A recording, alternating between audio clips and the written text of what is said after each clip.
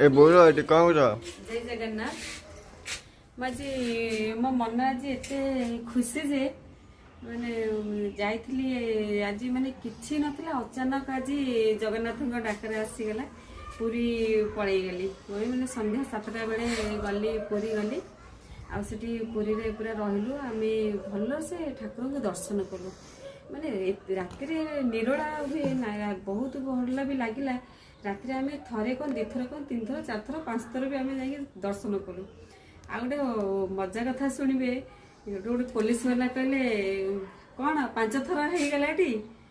मु पलि आसली बोले 5 थर ये कौन आम आसुचु ये आमको नजर रखी आम 5 थर देखिलु कि 10 थर देखिलु आमको देखु मत भाई से पुलिस वाला भारी भारी डर से बेले बेले एमता कथा कहीदेवे मत भारी डर जाहू माने जगन्नाथ एत सुंदर माने बड़ सिंगार वेश थरे कौन देखिलु मत आम तो सहजे गेड़ा लोक से जो ठेला फेला